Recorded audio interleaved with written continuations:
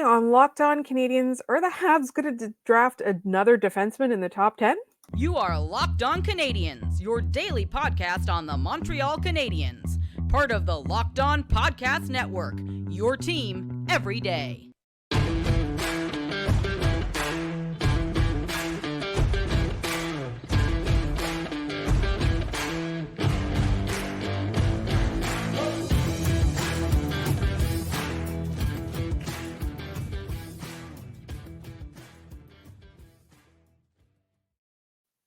Hi there, everyone, and welcome to episode 1007. As you know, we are free and available wherever you get your podcasts, as well as on YouTube. So we thank you for making us your first listen of the day every day. It's part of the Locked On Podcast Network, where you get your team every single day.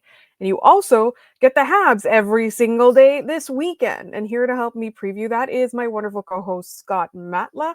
Scott, how are you doing? Are you ready for Super Bowl weekend? Well, one, if I can remember to unmute my mic properly here. I'm good. Thank you, Laura, for taking the show last night. I was fighting off like the last vestiges of a really annoying head cold, which left me pretty much useless yesterday. I keep forgetting it is Super Bowl weekend because I've stopped paying attention to football with the Bills and Packers eliminated. And I'm like, what? Weird. It's a very quiet Habs week, and that I know, hey, the All-Star break is over, and they played like the second night back from the All-Star break, and I thought they should be playing tonight, and then I realized it's Super Bowl weekend, and they play arguably the two most annoying non-West Coast games on the schedule this week, with back-to-back 1 p.m. Starts this weekend at the Bell Center, because they always do this, just like they go to Florida at the end of the year, and they go to California and like at the end of October. Back-to-back games, and I gotta say, it's going to be a challenge. We're going to find out whether or not they actually learned anything from the Capitals game, or if the Dallas Stars are just going to score 70 bajillion goals, and we're both going to be sad come Sunday.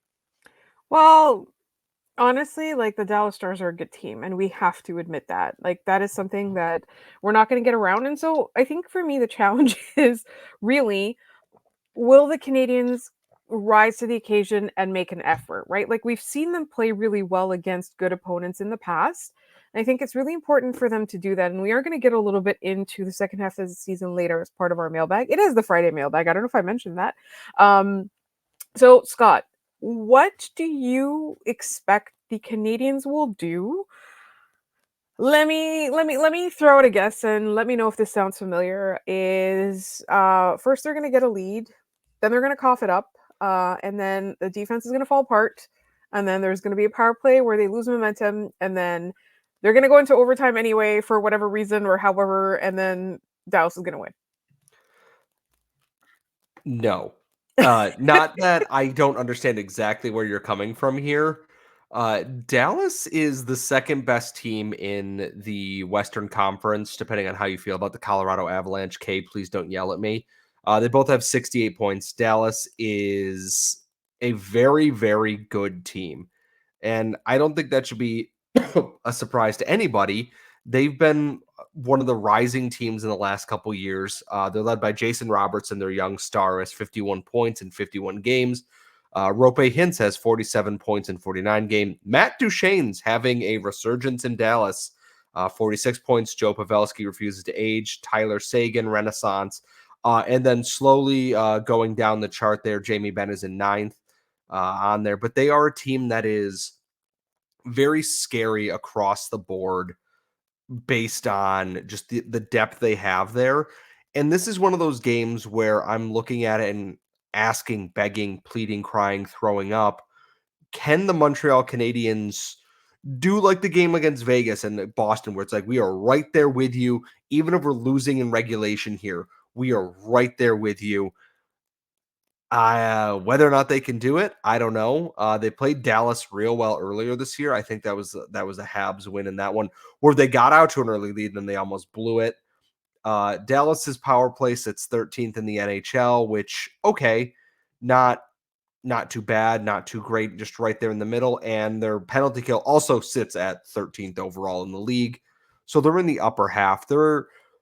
This is a game about not letting it get away from you.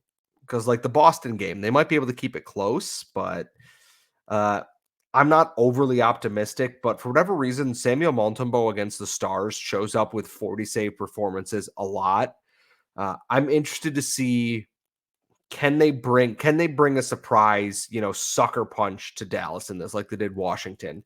Yeah, Washington isn't as good, but can they kind of surprise them before too long? Jump out of the gate quick and catch them off guard a little bit, I think. So I argued yesterday on the podcast that the Habs should not play Samuel Montembeault a single time between now and the trade deadline and just showcase, the other two goalies. And I believe it was Elliot Friedman, if I'm not mistaken, today was talking about how Kent Hughes has just established himself as the kind of guy who will just wait for the price he wants. And then if you don't pay that, you don't get the player. So Jake Allen is probably not going to get traded anytime soon. But at the same time, I think it's going to be interesting to watch. And I am far less inclined. I'm looking at the time right now and how much time we spent talking about Dallas. I don't love the Blues, so I don't know how much time we want to spend talking about that, but we must preview the game, which you will catch on Sirius XM this weekend if you are not watching it on TV. So, Scott, what do we know about the Blues and why should anyone care about them? Well, the Blues are occupying the second wild card spot in the Western Conference. They have 54 points on the season, 26, 21, and 2. So, they They have a don't, vested interest in playing hard. yeah, because they are 12, they are 12. Wow, I'm bad at math. Thanks, American education system. They are 11 points behind Winnipeg for an actual confirmed regular playoff spot, not a wild card spot. In the Central Division, they're a ways off on that. And they are fighting tooth and nail with the Kings, who have 56 points. They have 54. Nashville has 54. Seattle has 52. Calgary has 51. And then you have Arizona, Minnesota, 49. And then 6 feet of crap all the way to the bottom.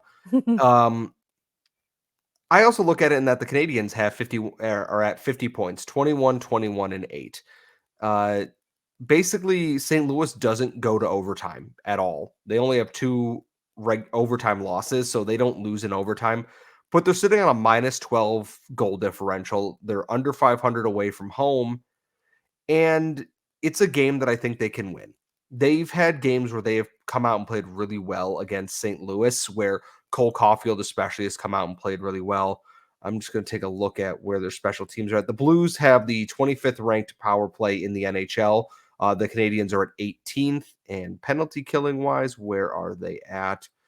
The Blues are 21st. The Canadiens are 29th. So it's not exactly an immovable object. I don't believe they play on Saturday, so the Habs are playing on a back-to-back. Oh no, they do play on Saturday in Buffalo, I so they think the will be Super traveling as. Bowl weekend is like it's a rough one for a lot of teams. It's very stupid, but like I get it.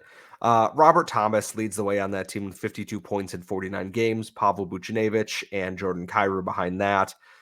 Braden Shen, who is their team captain, 27 points in 49 games, minus 17 on the season. This is a team that is there for the taking. Both Joel Hofer and Jordan Binnington are sitting around league average. Binnington 17, 13, and 2. Hofer is 9 and 8. It's a game that's there for the taking, but I don't think the Canadiens are going to go into Saturday against Dallas and be like, scheduled loss, try and beat St. Louis. I'm wondering, my original thought was Montembeault will play Saturday against the Stars, and Allen plays his own or his old team on Sunday against St. Louis. And I'm almost wondering if they flip-flop that and take the better goalie in the more winnable game while they are slightly tired. My big prediction for the Sunday game is you're going to see a lot of sloppy hockey. The Habs will have played the night before against Dallas, a very good team, and St. Louis will be playing a very angry Buffalo team who is struggling this year and then has to travel to Montreal after that game. And they're not traveling overnight. It's still 1 p.m. games, but Sunday is not going to be what I would call a masterpiece of hockey. A weekend split, I think, is a win for the Habs. My prediction is that they will get I have a feeling they're probably going to go and lose one of these in overtime and lose the other one in regulation, though. The depth isn't there for them to compete with teams right now unless they get somebody back or get somebody off of waivers. Because remember, Brandon Gignac was the second line center against Washington. Both St. Louis and Dallas are not Washington, unfortunately. I think honestly though, like I think you're right in that you wouldn't be surprised if they try and flip and try to win that second game because it feels more winnable. But I think Martin St. Louis has a little bit of old school tendencies sometimes, and it feels like he might just try and play Samuel Montembeault on Saturday just to send that message that they're not just giving up because the team against them is good. I'm not sure if I'm making sense, but you know what I mean. Trying to send a message to the team that like he's expecting a win, even if it's an almost insurmountable team that they're going to be facing. But it's not just about the back-to-back this weekend. It is also about the Friday mailbag, and we have some really, really intriguing questions coming up in just one moment here on Locked On Canadiens.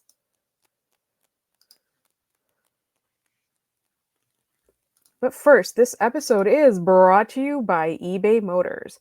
Passion, drive, and patience. What brings home the winning trophy is also what keeps your ride or die alive.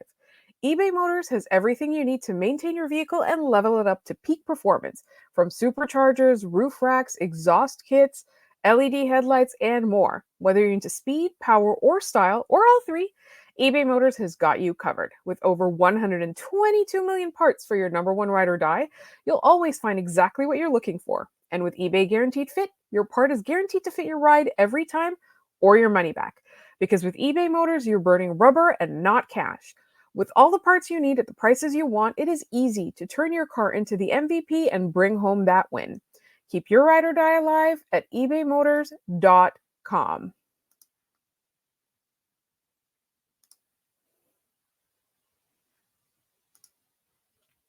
All right, Scott, we got two somewhat related mailbag questions. I'm going to read them both out before we get into this discussion because I thought they were both worth talking about. They are related, and I do want to spend a little bit of time on this particular question. And so the first question comes from Will Clemens. Hi guys, congrats on 1,000 episodes. I've been listening since the beginning. Thank you so much, Will. We love that. And I just want to emphasize that this Will is not our nemesis Will. The question is, I've heard that the Habs have 4 defensemen they actually really like for this upcoming draft. And then in parentheses, Will has written, sorry, Scott. Depending on how they finish, expected, between 5 and 10, expected to finish picking between 5 and 10 overall, and their guy is still available. Would you be upset with, am I saying this correctly, Zeev Buyum? Zeev Buyum. I Zeev Buyum. believe he is... I want to say he's actually Jewish, so I think there might be an intonation to his name that I am not 100% sure. But I've been going with Buyum is how I think it was pronounced at World Juniors. But if I am wrong, please correct me so I can be aware of that, because I'm sure we will be saying his name a lot in the upcoming months here. So it's funny that you mentioned the World Juniors because so does Will. So the question is, would you be upset with him since he played with Hudson at the World Juniors? Or maybe Dickinson will fall, or they take a swing at, is this Zane Parekh? I want to say it's Parekh, but again, we should ask Lauren, who is our OHL expert, for sure on that, just to see, because again, a name that we will probably be saying a lot in the coming weeks here. It's I don't want them to take a defenseman, not because I don't think that these defensemen are good. It's just that it's like you could have not taken the defenseman last year and then taken the defenseman this year. And this is not to say that I don't like David Reinbacher. I do like David Reinbacher, and I think that there is a lot to like about his... Oh? No, I just wanted to continue with the question because Oh, I thought something happened in the middle of this while I had launched into my spiel. So I was like, oh, imagine come on. David Reinbacher got traded as you were talking. No, so this one is from Steve Easter on Twitter. And it is so it's, we were talking, it's not that they shouldn't have or couldn't have, it's just that they could have not taken him. So here's the question. As goalies and defensemen generally take more time to develop, do you think that it was ever a part of the rebuilding and drafting process to stock up on those positions first? Because forwards take less time to develop, so they're going to draft them later in the rebuild. So, our argument, Scott, and I think you and I are in agreement on this, is that they could have taken skilled forwards in the last draft. Like they should have gone with best player available, blah, blah, blah. Instead, they stocked up on goalies and they picked, obviously, David Reinbacher. And so this question kind of makes sense to me, is that like maybe they're doing that right now so that then the forwards will need less time to catch up. Like, do you think that's a strategy? And then let's get into again who they should pick this year. I love the idea of that, and that makes perfect logical sense. My biggest thing with that is that by the time that they want to draft these skilled forwards to just add them into that timeline, they're going to be picking later in the first round at that point. And right now, this is a prospect pool screaming bloody murder for another high skill prospect. Joshua Watt, phenomenal, going through the growing pains right now. Philip Eriksson doing good things in Hockey Allsvenskan right now. You have Owen Beck, who projects to be a middle six guy there. They are screaming right now for a guy who, like a Zach Benson, a Gabriel Perreault, even a Ryan Leonard, potentially to be that high-end potential forward in that group. And that I understand that defensemen do take longer, and having a good defensive core is great. And that if they were to pick a defenseman in this draft, and I'm sure we'll get to answering that question here, it's all well and good, but the area they need to desperately add in is they need skill in this prospect pool. And I realize I forgot to mention Philip Machar. My apologies on that. That you want to have as many cracks at this, because I'm looking at the top of the list here. Yeah, Macklin Celebrini is going first overall. Ivan Demidov is probably going to fall down the list here because of Russian factor and other things. You have Cole Eiserman, who is a very one-sided player, but is very good at that. You have Berkeley Cat, and you have Caden Lindstrom, who I think is who I'm leaning towards. I would like the Canadiens to go for. I I can't help but think they're gonna pick a defenseman. I'm gonna lose my mind at it a little bit, but I do understand the thought process of, okay, this is the last year of really trying to be bad. Next year is an improvement, and if we're picking in, let's say, 11 to 16, like fringe playoff spots there, will a forward drop to you and you draft a high skill forward? Yeah, maybe, but I'd like to, if one of those high skill forwards, if Demidov is there, if Lindstrom is there, if, Consta Hellenius is there, can you pick them now and start building that part of it? You still have Winnipeg's pick, and there's going to be more defensemen towards the end of the round. Aaron Kiviharju, Carter Yukemchuk, etc. At the end of it, you can find someone in there. Maybe don't pick it early on, though. I am begging this team, please, for the love of God, pick a forward with your own first round pick there in this draft. And I just want to remind everybody that you can email us at lockedoncanadians@gmail.com. And we strongly, strongly encourage you guys to do so, because we're planning on having a lot of draft experts and public scouting experts on the show. I did want to revisit that CHL and CAA thing with somebody who actually knows what they're talking about. So please send us your questions. Send them to lockedoncanadians@gmail.com and write for prospect guest in the subject, please, so that we can compile all the questions and prep with our guests. We find that those are really successful. We will be talking to them, and we will be asking them our own questions, but please tell us the burning questions that you want to know. In the meantime, we have some more burning questions, namely, should we set this Habs team on fire? No. And that's all coming up in just one moment here on Locked On Canadiens. But first, this episode is brought to you by Indeed. Let me tell you some stuff about hiring. It's hard. It is so, so hard. It's really hard to find the right candidate and to narrow down that right candidate. So I think the best way to do it is not to search for a candidate, it's to get matched with one. And that happens on Indeed. Because if you need to hire, You need Indeed. It is your matching and hiring platform with over 350 million global monthly visitors, according to Indeed data, and a matching engine that helps you find quality candidates fast. Ditch the busy work and use Indeed for scheduling, screening, and messaging all these candidates so you can connect with them much faster. And Indeed doesn't just help you hire faster. 93% of employers agree Indeed delivers the highest quality matches compared to other job sites, according to a recent Indeed survey. One of the things I love about it, it just takes so much of that stress out of the hiring. There's so many good matches that you find, and it just makes it so easy to communicate. So if you're looking to hire, Indeed is who you should check out. And listeners of this show will get a $75 sponsored job credit to get your jobs more visibility at Indeed.com/locked on. Just go to Indeed.com/locked on right now and support our show by saying you heard about Indeed on this podcast. Indeed.com/locked on. Terms and conditions apply. Need to hire? You need Indeed. Did you know that even if you have a 401k for retirement, you can still have an IRA? Robinhood has the only IRA that gives you a 3% boost on every dollar you contribute when you subscribe to Robinhood Gold. But get this, now through April 30th, Robinhood is even boosting every single dollar you transfer in from other retirement accounts with a 3% match. That's right, no cap on the 3% match. Robinhood Gold gets you the most for your retirement thanks to their IRA with a 3% match. This offer is good through April 30th. Get started at robinhood.com/boost. Subscription fees apply. And now for some legal info. Claim as of Q1 2024, validated by Radius Global Market Research.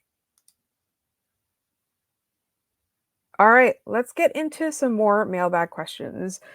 I want to get into the meat of the Nick Suzuki question in a second, but first, since we've been talking about this, our good friend Goalie Droid wants to know, what do you want to see out of the Habs team in the back half of the season to feel positively about the rebuild process? This is a harder question, I think, than it seems at first glance, because we want that higher pick, but also there's a lot of complications that go with that. I think in the second half is what we saw in the Capitals game is actually like a great indicator of what I would like to see. More people passing the puck to Uri Slafkovsky. Just the big names that they are building around for the coming seasons. And like, God bless David Savard and guys like Tanner Pearson and Josh Anderson, etc. That's all well and good, but seeing guys like Nick Suzuki dominate on the score sheet, seeing Slafkovsky continue to improve and grow in ways, seeing Cole Caulfield diversify his game, good performances from young defenders who are learning. Arbor Jacki, had a kind of a rough first game back, or a couple of games back. I think he had a few in there, in and out, but growing in that. I want to see the young guys grow. I want to see, can Caden Gooley keep improving and taking that next step? Will Jaden Struble and Jordan Harris do that? If Justin Barron comes back up, will he make that same impact? That's kind of what I want to see. Is I just want to see those future core pieces and current, like, definite core pieces take that next step forward. I think that's the most important thing. And I think that's what the goal that, Kent Hughes and Jeff Gordon and even Martin St. Louis and the development staff, that is kind of what they're honed in on. And that as long as the scores aren't ridiculous on the scoreboard, like losing 6-1 every night, I think they're going to be happy if they see Slafkovsky's getting points regularly. Caulfield is back scoring goals. All the pieces they need to push this rebuild to that next stage are taking that step. I think they'll be happy overall then. And I like that you talked about Nick Suzuki and specifically, but also everybody taking the next step, because we have a great question from our good friend Jeff the Red. Jeff, hi, you've also been there with us since the beginning. We so appreciate you, and we love your questions. So here's a question. How key do you think Nick Suzuki's improvement on his face-off this year is to establishing himself as a true number one center and even potentially Selke candidate? He's been below 50% his entire career. I even remember how the Habs Twitter account was snarking one time by monitoring, like, when he had like a great face-off percentage, and it's, I think it was a one playoff game or whatever. But he has been below 50% his entire career. And then this year he's been hanging around 54% in playoffs. So Scott, you did an episode like fairly recently about Nick Suzuki being a Selkie candidate. Um, and like I think it's important because like we always have these discussions about how important face-offs are. And I think for me, like the face-offs are not the be all end all, but they certainly help. I for me is that I'm in the camp of I hate face-off stats and that people use them as a great indicator of why a game went a certain way. Hey, it's like, oh, he won 60% of his face-offs. Yeah, that's cool. He's -3 on the night because his line's getting caved in because he wins the puck back and it stays in the offensive zone. And no, plus minus is not a great indicator of anything either. I think the work he's done with Sean Monahan, with the development staff, and just Nick Suzuki being absolutely wired that way is it's just a progression in his game. And I'm seeing more and more he's still a creative player and that he's doing that. Like he's sneakily put together 30 assists on the season already. And I know that other teams have guys who have 40 goals and whatever. The Habs are bad, deal with it. Is that he's doing all these things so quietly and continuing to build that adding faceoffs in there is that it's good that they can continue to use him in all situations. And admittedly, they have to do that anyways because they don't have any other centers left on this team. But I think that it's a nice improvement. I don't think it was ever a weakness in his game. I think it's just something that a lot of people wanted to kind of nitpick on because faceoffs are an easy one because you go, he lost that many. I can count that that's how many he lost on there. So this is a definite improvement year for Nick Suzuki, even if the points end up not being maybe as much or something else. We're still seeing him take that next step up there. He's got 45 points in 50 games right now on a struggling Habs team. He had 66 and 82 last year. So I'm not good at doing math projections, and I'm not going to try to at this point. But I think Nick's going to be just all right, be just fine the back half of this year too. Yeah, and I think like a big thing about that is that his stats were being compared to other true number one centers that people wish he was, and he's just not that guy, right? Like you can't compare Nick Suzuki to someone else. Like you just have to appreciate what Nick Suzuki brings to your own team. And if the Canadians end up drafting a center who is even more elite than that, that's great. They'll play that guy on the first line. You know, I think it's fine. So we've got two fun questions to end today's show. Actually, no, we've got three fun questions. Randy, I will never forget you. I'm so sorry. All right. So this is the time of the year when we start to hear about NCAA free agents. Is there a name that we should watch for the Habs to sign?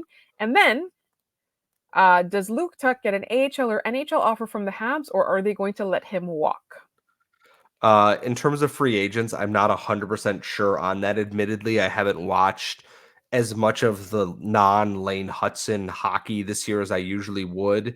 I know Quinnipiac has a few players in there that might be of interest. When we have prospect experts on, this is something I want to pick their brain on because Kent Hughes does like to dive into this. I think Luke Tuck's getting a contract one way or the other. Whether it be a 2-year entry level deal and they let him burn a year off it playing some meaningless games for the Habs at the end of the year, or they give him do the AHL deal into an entry level deal. I think he's getting a contract. He's not lighting the league up, but I think that they like enough of what they see there that they're going to offer him a deal. Because let's see, he's at 7 goals, 16 assists in 26 games this year. He only had 20 points last year, so he's above where he was at last year. So I guess we'll see, basically, kind of thing. But I think he's going to end up with a deal there. He's sixth on the team in scoring. Lane Hudson is second behind Celebrini. So I think Tuck's getting a contract. I'm not going to sweat it. Hughes is pretty good at getting these things done. And then our final questions, one from KCD. Um, Favorite Habs player of the 1990s? If I don't say Saku Koivu, I'm a liar. So like, If you I don't say mean, Saku Koivu, I'll set you on fire. mods, uh, that's my bit, by the way. How dare you? How dare you? I mean, Saku's up there. I will. Patrick Waugh, for the short time that he was here in the 90s, obviously is a really fun piece. I was too young to enjoy like the cup team, so I can't really say. And I grew up in an era where it was Saku Koivu and people for Mhm. most of it. So I can't not just say Saku Koivu for that. Um, Obviously it's Saku for me as well. But I don't know, I think there's some meat there if you really think about it, like, not just from the championship team, but, like, I'm sure a lot of people will yell at us about who we didn't say, but for us, like, we're the Saku generation, so leave us alone. And then finally, another question from Jeff the Red. What is your favorite Habs highlight to go back and watch on YouTube? I have The one, I have entire one. Oh, go ahead. Go ahead. So I like to say like there's like the highlight of the 5-0 comeback against the New York Rangers with Saku and Kovalev, but like when they beat the Leafs in 2022, 2021, 2021, when they beat Yeah. the Leafs. It's Um that entire series is so much fun to go back and watch because it's like Paul like the Byron, kickoffs. incredible shorthanded goal. The the air coming out of the building when Jesperi Kotkaniemi scored in game 6 is that it is as close as you can get to pure satisfaction without having to pay for it. It's because This is they a you family show, just Scott. know this is a family show, so like I I uh I just look at it and I go, you just feel the deflation out there, and that they had them and they lost it, and it's over. It's done. There is nothing you can do about it, and I think it's perfection. That goal in and of itself is pure perfection because they're going to go into Game 7, and the ugliest goal scored in the entire playoffs by the Habs was Brendan Gallagher scoring a muffin on Jack Campbell, and just the air came out of Scotiabank Arena in front of 500 medical professionals. A group of men choked, unable to receive medical attention for that, and there's nothing you can do. It's a canon event. You cannot interfere. You cannot stop this. The minute they lost game 6, you're like, they don't have it. We are unstoppable now. And then they swept the Jets and the coward Mark Scheifele. Yes, hi Jets fans. I still don't like you. And then they beat Vegas.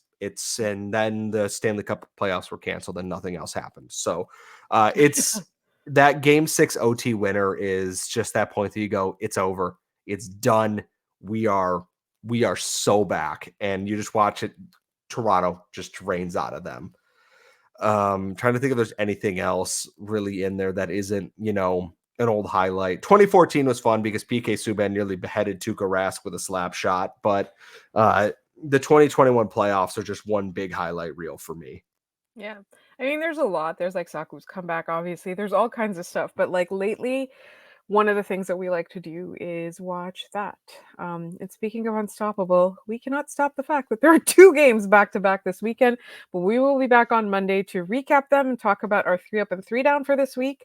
So please stay tuned. You can subscribe to this podcast wherever you get your podcasts, as well as on YouTube. You can find us on Twitter at LO_Canadians. You can email us at lockedoncanadians@gmail.com. You can also leave comments and mailbag questions in the YouTube. You can write MBQ at the beginning or mailbag question or any variation of that, and we will bring it up on the Friday episode. I want to thank everyone so much for listening, and we will talk to you next time.